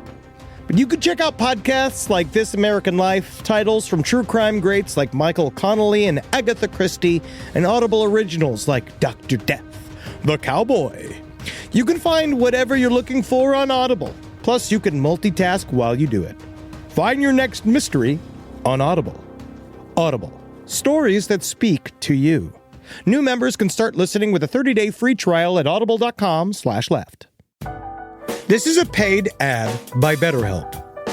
It's so important to remember with the busyness of the holidays, every holiday, Arbor Day, that day about the planet, President's Day. There's so many things to adapt to in this life, you know, and it doesn't follow a perfect plan. God, ruins the whole weekend. But therapy with BetterHelp, the world's largest online therapy platform, it can be a space to pause, reevaluate, and adjust to any unexpected changes. With over 30,000 therapists worldwide, BetterHelp is one of the leading online therapy platforms, having served millions of people globally. BetterHelp makes it easier to fit therapy into your routine. You're in good hands, too. BetterHelp therapists have at least 3 years and 1,000 hours of hands-on experience, and hold all required education, training, and certifications. It's easy to do, and the help is better over there. You don't have to navigate life's changes alone. Sign up and get 10% off at betterhelp.com/lastpod. That's betterhelp.com/lastpod. Is there anything better than a summer evening outdoors? Enjoy your space to the fullest with new greenery from Fast Growing Trees. I love a big, thick bush. Fast Growing Trees is America's largest, most trusted online nursery, and they can send me a big, thick bush any time of the day. It arrives at work. It arrives at my car. I can pinpoint on a Google map where it is. Send me a big, thick, brown bush. And they send it immediately when they have it, because sometimes the shaver comes to town. I remember one time I ordered a cherrywood tree from Fast Growing Trees, and my God, I couldn't cut it down, no matter what my father told me to do. I had to lie to him about it, and next thing you know, I became the first president of the United States of America. And even you can become the first president of the United States of America with Fast Growing Trees. Right now, get up to half off select summer planning essentials, plus get an additional 20% off your first purchase with code LEFT at checkout. That's an additional 20% off at fastgrowingtrees.com with code LEFT at checkout. Offer is valid for a limited time only. Terms and conditions apply. Rise from your grave. Now, while Anton LaVey was certainly getting attention for all this occult imagery, he was also gaining local notoriety in San Francisco in the mid-1960s as the big cat guy. This kind of tells you, like, what San Francisco was about in the 60s. God, it's just so much fun. Yeah. See, in 1964, his leopard Zoltan, cat's a cat, no matter if it's big or small. Cats sometimes run out of the house when you open the door. Of course they do. This time, Zoltan ran out of the house, got hit by a car. It's a fucking leopard. Yeah. It's different than a cat. You know what I mean? It's definitely way different than a cat. No, a cat's a cat. You leave the door open, cat's going to get out. A leopard's 150 pounds. It's pretty big. I can only imagine also the person who hit the guy. Oh, the living fuck! I'd be so scared. What kind of dog is that? Well, Zoltan was killed and buried in Anton's backyard. LaVey and his family were devastated by Zoltan's death. So in November of 1964, a member of the Magic Circle bought a baby Nubian lion for Anton LaVey. Yeah, he did such a good job with the first one. Hey, at least it killed itself. Come on, we've all, gotten a pet after one pet died. Yeah, of course. Yeah. To be honest, I recommend it. Yeah. But now, when they're leopards and lions. I don't think you have to worry about being like sad. Like, I think you should, as soon as your pet dies, get a new pet. Yeah. That's my view. Oh, yeah, you got Replace a new pet. Always Boom, done. I have multiple pets, and I'm ready for them to die. Yours are staggered out in generational. You get to really play with that. That's awesome. It's a great roster. Yeah, we do the same thing at our house. It's always going to be 2 dogs, one young, one a little bit old. That's but the goal. You stagger them so that way you're never without a dog. That's the idea. Because they're going to die. Every time. But, you never know which one's going to go. Tootsie was supposed to, make it okay for me to deal with Rambo dying, but then he died, and she's still around a year later. She ain't going nowhere. No, she did it out of spite. She did it because she's an evil woman, just like your fucking mother. Makes sense. But when Anton got a new big cat, he got a lion, and he named it Togar, after the stage name of an Austrian lion tamer. Now again, Anton LaVey must have had experience with big cats, because as opposed to Count Dante, who couldn't stop his lion from attacking his students, LaVey was able to take Togar to his daughter's kindergarten class for show and tell. It's gotta be something. This lark was actually reported in the San Francisco Chronicle. That absolutely happened. But it was still a kitten at that point, At right? that point, yeah. But even so, you remember, Count Dante, his people would say, every time we tried to feed the cat, you had to hold down all 4 of its paws because it would scratch the shit out of you. Anton LaVey knew what he was doing. Yeah, Anton LaVey is better than Count Dante. He is. On this one thing. Yeah, because Count Dante is a pale imitation of Anton LaVey. And seemingly, Anton LaVey parlayed this lion coverage into getting a part-time job writing a column for the Chronicle himself, in which he cemented his reputation as one of San Francisco's weirdest characters. While the column was mostly about his time as a paranormal investigator, it was also where LaVey made his first claims about being a lion trainer, a carnival organist, a police photographer, and an accordion teacher. So that's where he set the lore. Yeah, and this legend was set. This is 2 years before he started the Church of Satan. Now, Togar, much easier to lie back then. It really is. And honestly, you say that, but it's easy to lie now. You just got to keep doing it. That's the key, Eddie. Never give in, ever. Dig in, never change. Alex Jones fucking sold his family down the river when he broke character. Fuck him, man. He broke character. That was his biggest problem. Now, Togar the lion was, after all, still a lion. While Togar was well-behaved enough where Anton could walk it through his local supermarket just to get a reaction from the public, the lion did once almost kill the grandson of the 21st President of the United States, Chester A. Arthur. Not Chester A. Arthur. Yeah, I'm sorry. We share a birthday. I'm attached to him. Wow, well, it's Chester A. Arthur's grandson. I still love him. Yeah, Arthur A. Arthur. Well, President Arthur's grandson was also Chester A. Arthur, but he called himself Gavin to set himself apart. Called himself Gavin Arthur. Great. Gavin Arthur was yet another fascinating figure in Anton LaVey's orbit. By the mid-'60s, Arthur had established himself as both an astrologer and a sexologist. Think Albert Kinsey, but if he was obsessed with horoscopes. It's a perfect time to be a sexologist. It really is. Slash fucking astrologer. Yeah, and you know who was like super into Gavin Arthur's sexologist stuff? Is Alan Watts. Alan Watts loved it. Like he would write all and he knew Alan Watts. He was like Gavin Arthur was in that scene with Alan Watts and all those guys. Well, and, Gavin Arthur would call himself the pre-hippie hippie. He was active in the early gay rights movement as a bisexual. He was friends with and had sex with various writers amongst the Beat generation. That's where Neil Cassidy came in. Wow. Yeah, it came in, came on, came out, whatever. Sucking his fucking jack. And he was also an early leader in San Francisco's Haight-Ashbury scene before the whole thing fell apart. That's what he means when he says he's the pre-hippie hippie. He was there in the beginning when they were like, okay, there's something going on here. Something's changing, perspective is changing. And then, of course, the hippie movement just did what it did. Yeah. But he was one of the guys at the very beginning. That's very cool. And those were the guys that Anton LaVey hung out with. And when Gavin Arthur dined with Anton LaVey, he found himself suddenly trapped under 250 pounds of lion as Togar ripped Arthur's suit to shreds in the middle of dinner. He smelled the president on him. Yeah, gotta get to Chester. But ever the wag, Gavin later quipped to the Chronicle This is what I get for not hiring a lion sitter. You just see him, I guess it is a bit of a snagglepost line. Oh, yeah. This is what I get for not hiring a lion sitter. Oh, new suit along. Oh, exit stage right even. Well, sometime in 1966, Anton LaVey decided that his profile was not quite high enough. After shaving his head and putting on a cape and devil horns, LaVey officiated a wedding as a high priest of Satan, complete with a naked woman on the altar. The ceremony was, of course, both public and covered by the press.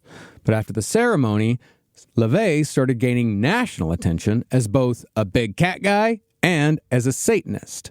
But his neighbors, instead of going after the Satanist angle, they started getting very vocal about Togar. Yeah, it makes sense. You know, there's a lion attacking the neighborhood. We'll deal with the Satan stuff later. Yeah.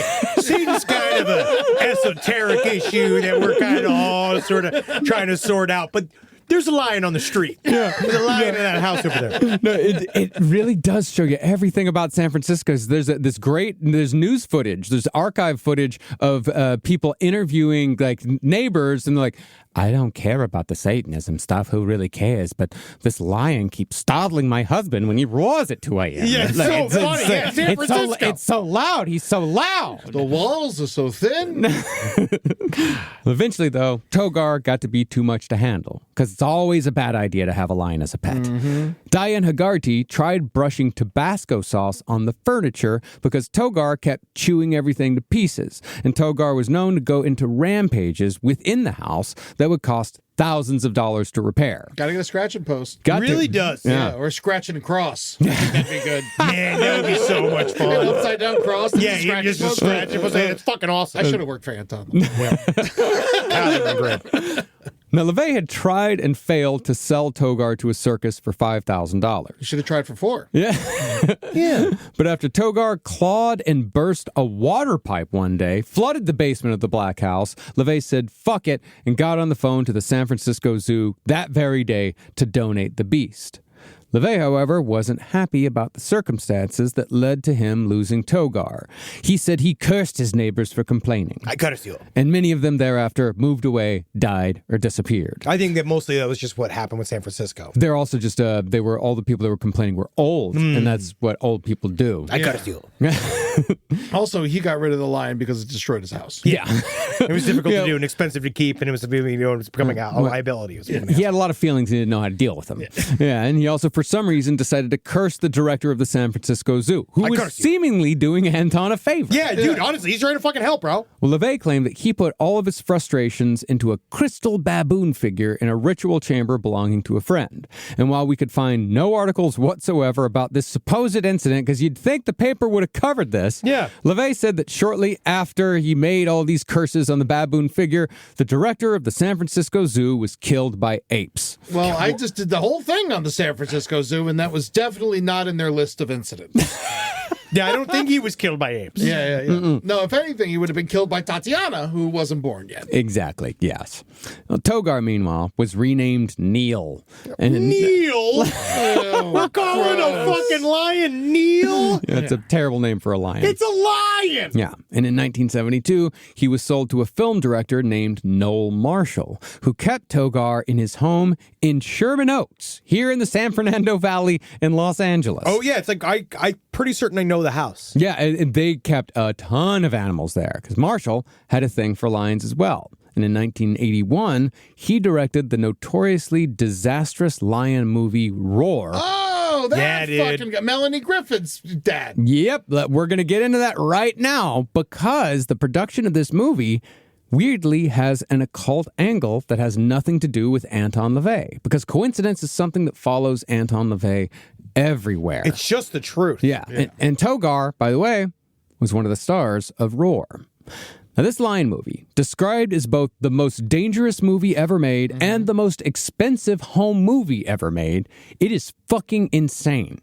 It stars Tippi Hedren from The Birds, who was married to Marshall, their daughter, Melanie Griffith, she's the co-star, and Jan de Bont, who directed Twister and Speed, was the cinematographer on this movie. Yeah. Whoa! It took 5 years to complete this film because the big cats like Togar were less than cooperative. And as a result, over 70 cast and crew members were injured by big cats in both small and nearly fatal incidents during filming. Yeah. A lion cutely named Cherries, she bit Tippi Hedren's head hard enough to scrape her skull. Melanie Griffith almost lost an eye to another lion. She had to get cosmetic surgery. I mean, the rumor is, I don't know how true it is, but like that she was almost scalped and like her fucking top of her head was flopping up and down. Well, actually, that's what happened to Jan de Bont. Oh, That'd be Jan de Bont? Yeah, or I guess it Jan de Bont? Jan de Bont, yeah. yeah. Okay, yeah, that's what happened to Jan de Bont. He wasn't even a fucking actor. He was the cinematographer.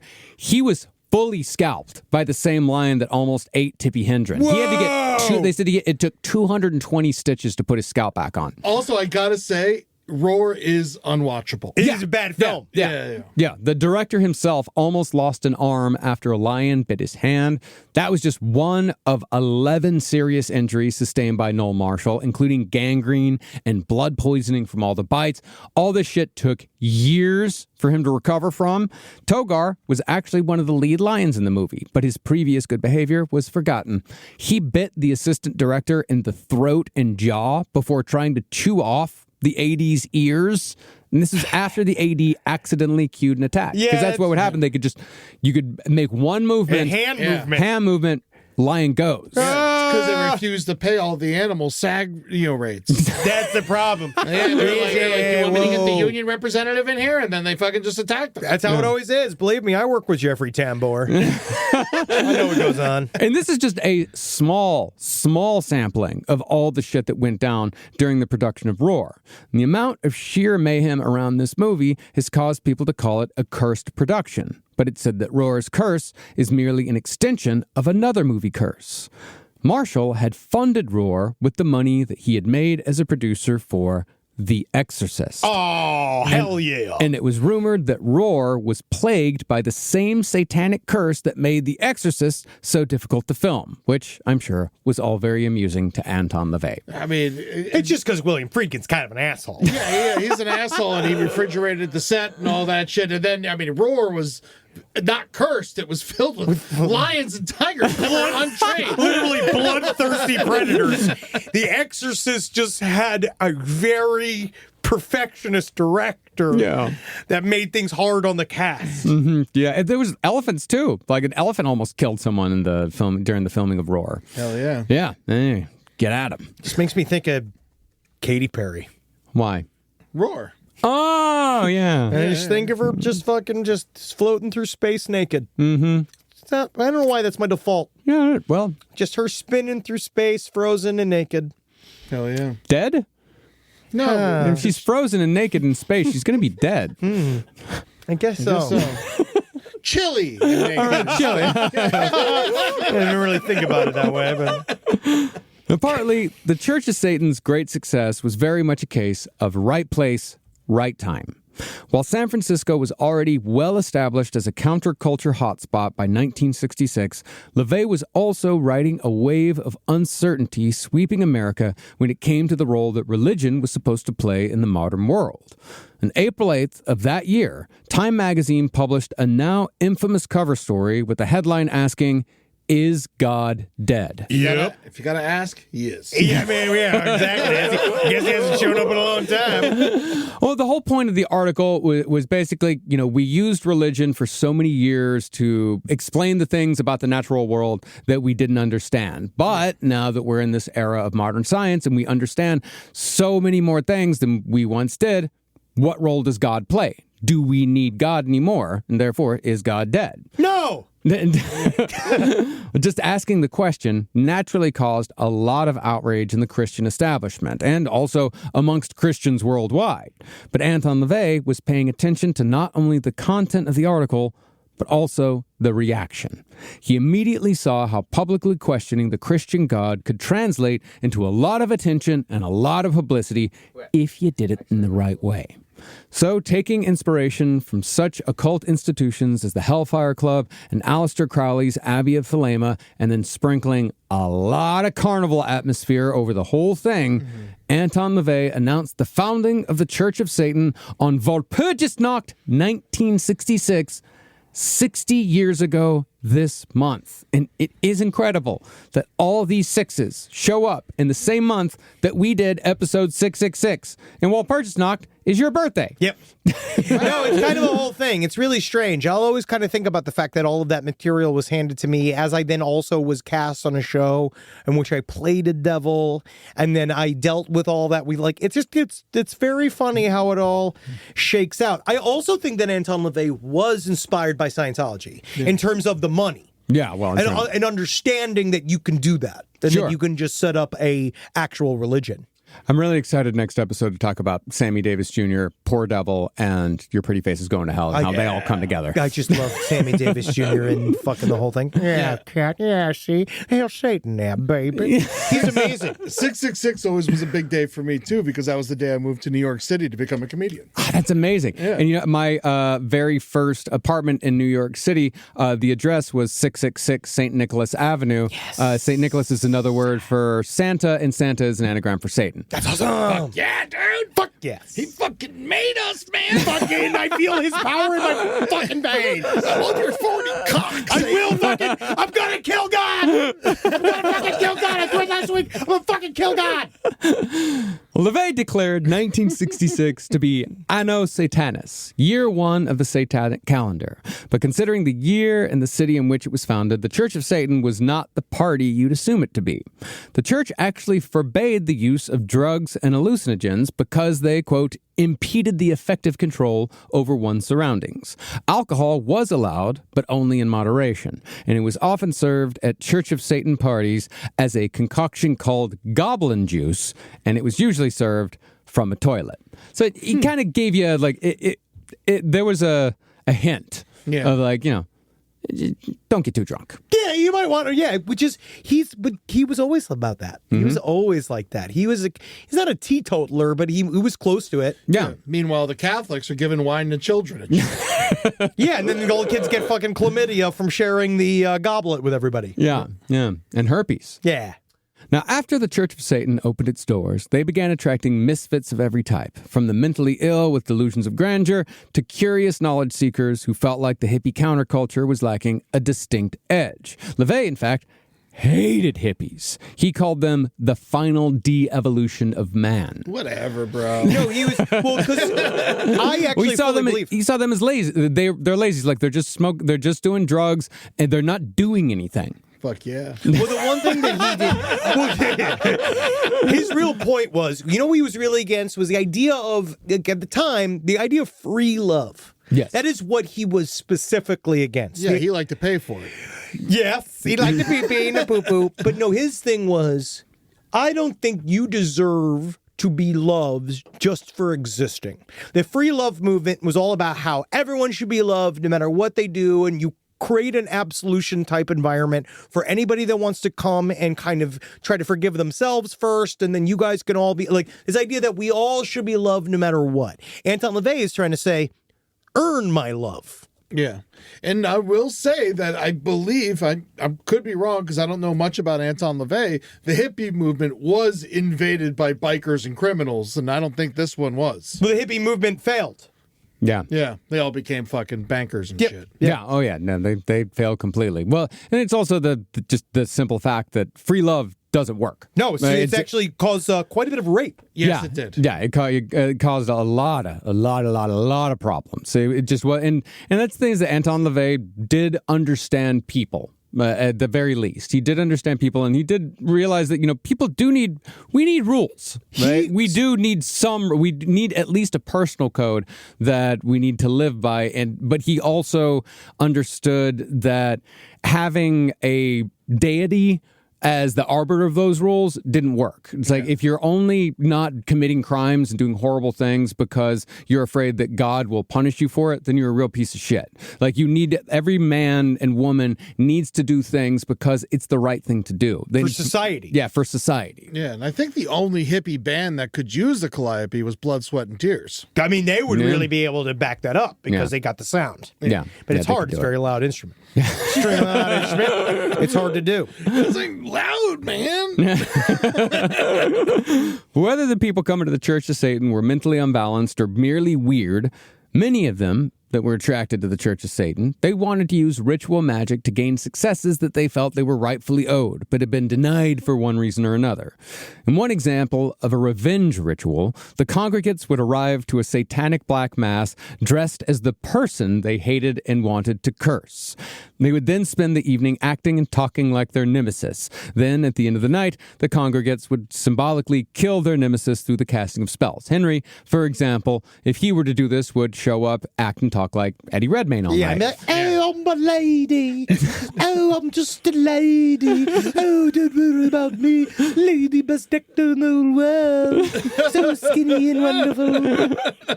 No, yeah, but I do think that magically this kind of makes sense. But what's funny is that practically, I think you'd be surprised what you learn walking around in the shoes of the person you hate all night. Probably. Like, I actually bet you end up getting a form of empathy from doing it. And that's kind of what he was even saying. Like, even just the curse part of it, it's not even that. It's more like you need to accept it yourself. Like, you need to figure out how to get over other people's thoughts of you. Hey, man, I'm going to hate Jimmy John no matter how many sandwiches I eat. Well, he's a piece of shit.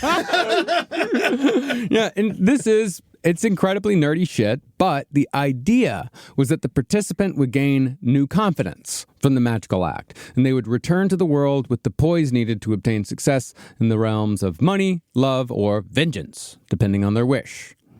Now, one of the things that's often left out of the history of the Church of Satan is that it was co-founded and built from the ground up by LaVey's partner, Diane Hagarty. Diane took care of the administrative duties at the church, including collecting the $25 membership fees and producing and distributing all the merch. As we all know, merch is key to being sticky, and Diane made sure that LaVey's books, records, plaques, medallions, and membership cards, everyone loves a lanyard. Everybody likes a lanyard. She made sure that all of that shit made it out to the growing number of Satanists around the country. And so, with Diane's help, Anton LaVey became the first person to found an organization that was dedicated to Satan and the delights of the flesh. Basically, Satanism is a sort of, it's kind of a mix of like Ayn Rand style selfishness and hedonism, but with the caveat that nothing you do should ever hurt anyone else, children especially. The child caveat was added early on because it seems like LaVey predicted the satanic panic of the 80s, in which Satanists would be accused of molesting and or murdering children en masse without a single shred of evidence. Wow, it's interesting that a man who married a child wanted to protect them so much. Who was back in the 1950s? They weren't there. They weren't children yet. Back then. We just made them kids now. See, I do think the most important thing the Church of Satan enters, which is the thing that I think why it's worth anything, is all of the layers of consent. Yes. In Satanism, there are many, many layers of consent. It is all about you choosing. The idea that what Christianity proposes is a boilerplate view of reality, They think that like when you're Christian, that you're just like, it's a Christian world and there's nothing you can do about it. And you're walking around with these rules created arbitrarily by an unknowing, unfeeling deity far above you that you now are supposed to walk around like a fucking puppet. This thing's supposed to be like, no, you choose. Yeah. Yeah. Also, it seems like the Church of Satan is better to women. Far better. Well, he stole everything from women that every idea he had was stolen from women. He loved women truly, and I do completely understand it. Anton LaVey worshiped women, but he definitely plagiarized most of his best ideas from women. Yeah. That is true. Yep. All right, take it back. Yeah, he's great. No, he loves what he trusted women. Women were an extremely important part of the Church of Satan. He actually viewed women as morally superior to men. Yeah, and as far as like consent goes, the stuff the Church of Satan was doing, like they were talking about ideas of consent in the late 60s that really only became a part of like the culture at large, just I would say American culture at large in 2020. Maybe 2015, like those ideas of consent. Yeah, they were around for a long time. It's just that they were buried in the Church of Satan. Yeah, because the hippie movement was a whole misogynistic thing that we didn't really understand. That was game towards being like, oh no, man, we all ball each other, man. Yeah. It's like sometimes a lot of dangerous people hid inside of the hippie movement. A lot of them did. Many dangerous. I'm people. a hippie sympathizer, and I know that's true. Charles Manson, number one. Yeah. Now, one of the things that made the Church of Satan so successful, both in gaining supporters and in attracting enemies, was its effectively spooky imagery, much of which is styled around the sigil of the goat-headed occult figure, Baphomet. That's why if you can get a chance, get the out-of-print book, The Command to Look. It is all this. This is everything. It's the heart of... I had no idea. I'm a fucking student of Satanism, and I had no idea until I just got this book. Hell yeah. Well, the sigil of the Church of Satan was an inverted pentagram containing a goat's head surrounded by 5 stylized Hebrew letters that spelled out the words, Leviathan, one of the crown princes of hell. Leviathan is one of the crown princes of hell. It's no big deal. No big deal. But that goat was based on Baphomet. Now, Baphomet was the right figure for Anton LaVey to choose here, and not just because Baphomet is the coolest looking and most recognizable figure in all of occultum. Pretty awesome. To jog your memory, Baphomet is the hermaphroditic goat-headed figure with gigantic horns and wings, sitting cross-legged with one hand pointed up and the other hand pointed down. It certainly appears demonic, but it was in no way meant to be a representation of Satan. Every single time, I'm going to let you know this is one of my fucking biggest pet peeves. If I see Baphomet being used as a representative of Satan in a movie, I shut it off. I literally shut it off. It shows that everything else is wrong. You've just completely fucked it all up. As soon as you're saying that Baphomet's like the devil and it's supposed to be scary and the pentagrams are scary, it's like, oh, you're a moron. I remember in Boca we had the Christmas tree, and then like everyone was like, "Well, if you're gonna have a Christmas tree, you got to have a menorah." And then like the Satanists in Boca they applied and got a Baphomet sculpture in the middle of the same place. That's fun as hell. Oh yeah, that's great. Yeah, I love Baphomet statues around. They're awesome. Yeah, actually, I have a Baphomet statue in my home. Oh yeah, that my brother-in-law got me for Christmas. It was great. It's nice. It was really trying to see you. It was very sweet. Well, the word Baphomet actually first appears during the Crusades in 1307 as a sort of weapon to be used by the French crown against the warriors of the Crusades, the Knights Templar. See, the King of France felt that the Templars were becoming too powerful, so he declared that the Templars were worshiping an idolatrous bearded figure called Baphomet, and he had many of the Templars arrested and tortured based on this accusation. And you remember the reason why they did that too is because they were running protection for all the treasures coming back from the Crusades, and eventually they said, what if we just keep the treasures? Yeah. And then they just said, then they made them Satanists. It's about money. Yeah. Well, I mean, it's not even Satanists. I mean, it's weird. In reality, Baphomet was a corruption of the medieval European word for Muhammad, who, of course, was worshipped by the other side in the Crusades. Interesting. That medieval European word was Mahomet, which became Baphomet. Oh. Yeah, it's basically saying that they were worshippers of Muhammad, but they kind of created a new sort of person. It was a whole extra evil Muhammad. Yeah, an extra evil Muhammad that only the Knights Templar worshipped. But it was all based on basically Islamophobia. Baphomet came back in the 19th century when it was said that he became the subject of worship of another secret society, the Freemasons. French occultist Eliphas Levi took this rumor and ran with it. He gave Baphomet light. He designed the Baphomet we all know today for his 1854 book, The Doctrine and Ritual of High Magic. Looking for a figure that would represent a balancing of opposing forces, Levi reimagined Baphomet as a hermaphroditic winged figure with the head and feet of a goat. He then adorned his illustration with esoteric symbols galore, and in doing so, created one of the most metal images in history. Fuck yeah. But as far as how Baphomet came to represent Satan, Levi's illustration was simplified and used for the devil card in the popular Rider-Waite tarot deck in 1909. And that, of course, sealed Baphomet's association with the Christian devil. This imagery was picked up by Aleister Crowley and eventually Anton LaVey, who both understood how powerful of an image Baphomet was. LaVey also understood how valuable his image of Baphomet was. And in 1981, his depiction of the occult figure became a registered trademark of the Church of Satan. Excellent. See, this is the thing. It's not evil. Like Baphomet is the reason why it works so well for esoteric symbolism is because when you look at it, you're like, oh my God, this evil god, this evil horn thing. But it's exactly what you said. It's technically just a symbol of the balance of the flows of male and feminine, dark and light, all of these things. It's about balance. It's not an evil figure at all. It just looks evil, which works great for people. And also the devil card, it's not about something bad happening to you. It's about you getting several temptations and thinking about and possibly changing what you're doing. It's about opening up your mind to other possibilities. Sounds like it's a similar image as Justice. Certain. And Justice doesn't even have her tits out. And she should. She should. If she wanted us to pay attention, A little bit. Why are there no nipples on Justice? I mean, they're there. There's no tits on Justice. There can be. There sometimes is. She should flop them out. Sometimes they are flopped out. I remember in high school there was somebody who got real upset about an exposed nipple on a Justice statue. It's just unbelievable. Yeah. Like, you're going to jerk off to marble? I guess if you can, good on you. Yeah.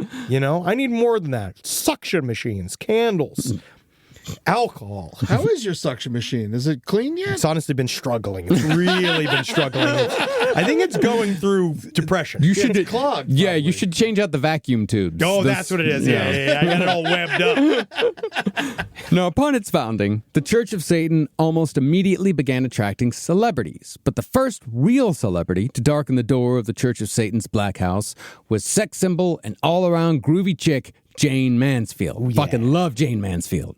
As a busty blonde who was far smarter than she appeared, Jayne Mansfield was supposed to be 20th Century Fox's answer to Marilyn Monroe.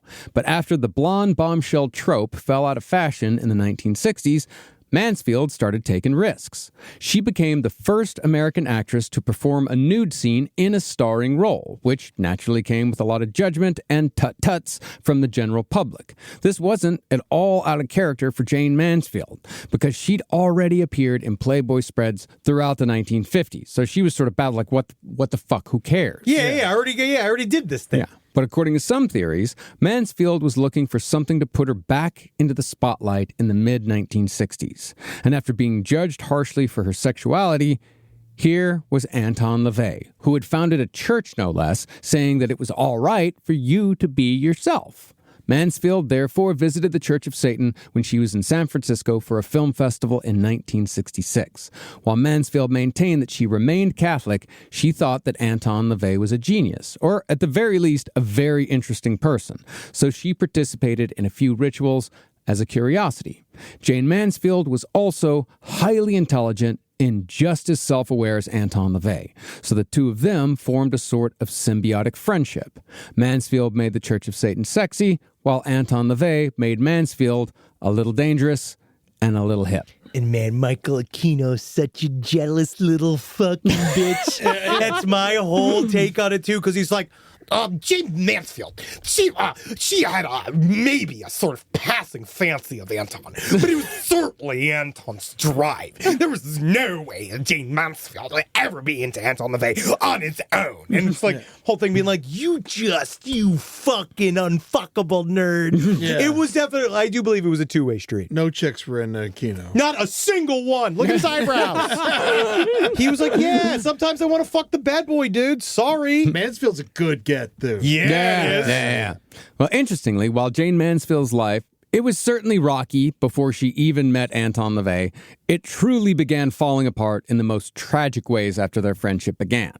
See, this is when Anton still had Togar the lion, and Mansfield's young son, Zoltan, who just coincidentally had the same name as LaVey's leopard, he became enamored with the lion. So when Mansfield took Zoltan to an animal park called Jungle Land, USA, Zoltan got too close to a wild lion because the kid thought that the big cat wanted to play. The lion attacked, bit Zoltan hard enough to fracture the child's skull, and then bit him again and ruptured his spleen. What the fuck? Zoltan survived, but just barely. What happened next, though, is shrouded in mystery, multiple versions of the same story, and a lot of legend. That event, of course, is the grisly and gruesome death of Jayne Mansfield in 1967. And this is just a year after she met Anton LaVey. In one version of the story, the whole tragedy began when LaVey gave a tour of the Black House to Mansfield and her boyfriend, Sam Brody, who is also her divorce lawyer. LaVey, he is one of those. He really worked it out. LaVey warned both of them as they were walking through the house, don't touch anything, but particularly stay away from the candles shaped like skulls. But Brody wandered off and lit a skull candle anyway while LaVey was presenting Mansfield with an official Baphomet pendant. Look what I did, honey. I directly defied the Magus' orders. Isn't this a wonderful evening? You know? You're still going through that divorce, right? Yeah, just want to make sure.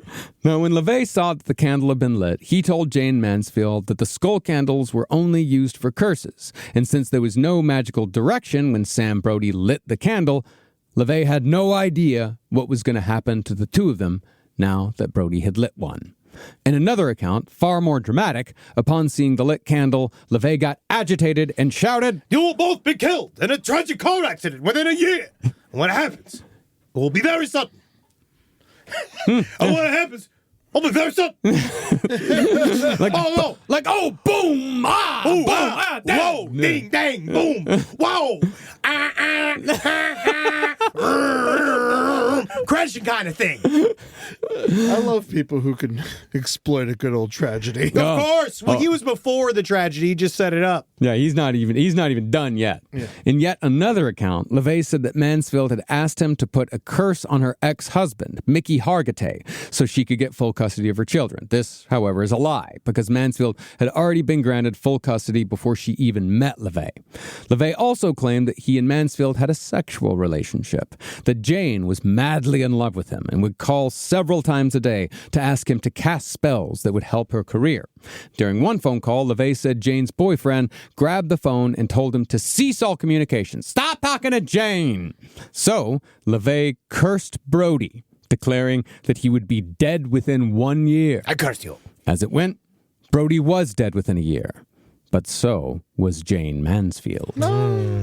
On June 29th, 1967, Jayne, her boyfriend Brody, her driver, and 3 of her kids were driving to New Orleans when their Buick slammed into a truck. The top of their car was sheared off, killing Jayne and the 2 men instantly. She was not decapitated, as the legend goes, but her skull was crushed. Okay.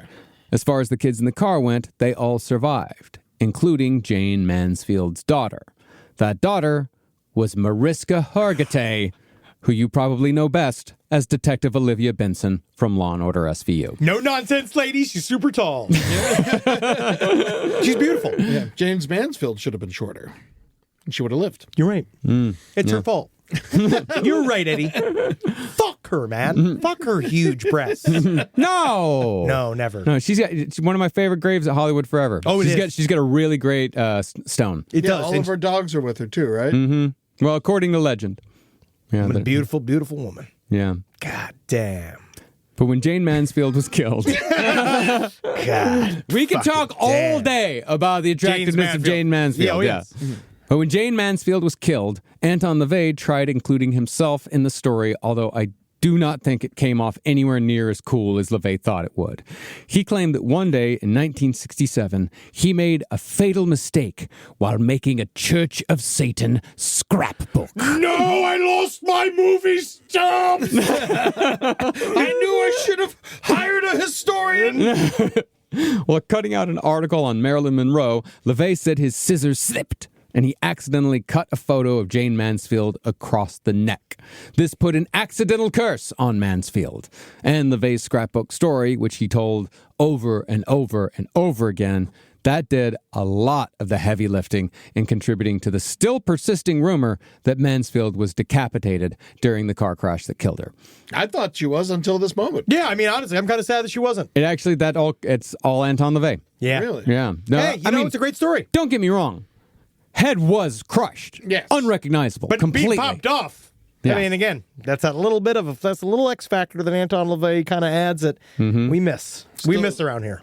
Yeah. But Jayne Mansfield was not the only celebrity to become interested in the Church of Satan, nor was the Church of Satan free from other infamous figures. Join us next week as we cover Anton's involvement with Susan Atkins of the Manson family, his fight with Temple of Set founder and satanic panic figure Michael Aquino, and the fascinating story of how Mr. Show Business himself, Sammy Davis Jr., became heavily involved with Anton LaVey's Church of Satan, reportedly until the day he died. Oh, yeah, man. Cool. Sammy Davis Jr. loved Satan. Mr. Yeah. Bojangles, man. I love it, man. You know? Sammy is cool as hell. He He's really the cool. is. No, I actually plan on telling like his full story because for me, like Sammy Davis Jr. as a Satanist always sounded like a joke, but I discovered in looking into it, it was absolutely real. And of course, then there's the question: it's like it's Sammy Davis Jr. How does one of the Rat Pack become a Satanist? It makes total perfect sense. It literally all makes sense. I just watched an sense. amazing documentary on Sammy Davis Jr., and it makes total sense because he really was he was more Jewish than any other Jewish guy around him. Literally, they all went to him. That he became so Jewish that Billy Crystal said he treated him like his own personal rabbi. That anytime he had problems with, he would call Sammy Davis Jr. up and he would go on about the Torah. And then he taught himself Hebrew. He was primed for Satanism in a way. He was primed. He was a seeker. He was a seeker, yeah, because his evolution went Scientology, Judaism, Satanism. That's awesome. It's really interesting. Yeah. We'll get there, and also next week we'll also talk about how I can already hear you fucking, which is I'll use the slur that Anton LaVey used for all of you, occultniks. I know that you occultniks are already kind of upset about the fact that I'm talking shit about Michael Aquino, because we do know he's technically a good guy, which is hilarious. He's technically a good man. He's a way better guy than Anton LaVey. He just happens to be way worse at everything else. It's just super annoying. Yeah, he's very annoying. But the people love his fucking ass. That's why no one trusts the Democrats. We're so annoying. That's the problem. Hey, Look at his ass. Don't fucking put we in there. Look at his Eddie Munster fucking ass. Yeah, he's ugly. I ain't no fucking Democrat. I also want to say... You can't do nothing. You don't even know. I'm a libertarian. The true way of the future. and I also want to say R.I.P. to Schooners in Lubbock. My longtime bar. Really? The old fucking muck and grime that was Schooners. After 30 years, it's finally closing down. Man, so I gotta say, R.I.P. to Schooners, all you folk out there in Lubbock that are still going. Go have one on me. Go have a Schooner, a Bud Light, and a fucking Marlboro Red, and relive my college days. Don't make me thirsty for it, man. Don't make me thirsty for it, all right? So go to patreon.com/podcast to listen to our show ad-free. You also can see Last Stream on the Left live, our streaming show on YouTube, every Tuesday at 5 p.m. PST. Go check it out. Go also look at all of our social media at LP on the Left, blah, blah, blah. But please see us live, lastpodcastonleft.com. gmail.com. See us live. We are lots of different places. June 27th, Grand Rapids, Michigan at the GLC Live at 20 Monroe. July 17th, Tulsa, Oklahoma, Cain's Ballroom. And July 18th, Oklahoma City, Tower Theater. Those are the last 3 JK Ultra shows, but don't worry, we will be announcing some more down the pipe. Interesting. We cannot wait. So go check out HGX2. It is kicking season 2 on LPN TV. Yeah. And the brighter side's got new shit going on. The finals are coming, dude. It's coming, dude. Someplace underneath's got new material coming out. LP on Romantasy. Go check that shit out on our YouTube page. Hell yeah. And I'm hitting the road myself. I got a lot of shows coming up. Go and see that on eddytunes.com. I'm coming to all kinds of cities, including San Francisco. So let's go have some fun. Great. Well, hail sweet, sweet, and hail Satan. And it's good to say it when it's proper. Yeah. Full-throated. Hail Satan. Sure, Hal Geen. Yeah, and on these like 666, 667 episodes, I would like to hail the wonderful Rob Oakey for all the work you do on this show, buddy. Rob, hail Rob. Yeah, Rob works his ass off. Thank you, Rob. Hail Will Rob. some woman buy him? Can some woman come and buy my Rob, please? He's for sale. I'll sell you to him. Hey, podcast listeners. Mr. Ballin here to let you know we are now publishing 4 times a week on my podcast, Mr. Ballin Podcast, Strange, Dark, and Mysterious Stories. That's right, you'll be getting 4 new episodes a week covering unbelievable mysteries, chilling true crime, and stories so strange they sound made up. But they aren't. They're all true. Don't miss an episode. Listen to and follow Mr. Ballin Podcast, Strange, Dark, and Mysterious Stories wherever you get your podcasts or on YouTube. Talk about regrets. We all know someone who's been in a car accident and said, I don't need to call a lawyer, only to regret it after their pain and damages were worse than expected. When someone hurts you, you deserve to be compensated fairly. Morgan & Morgan is America's largest injury law firm, fighting for the people for over 35 years.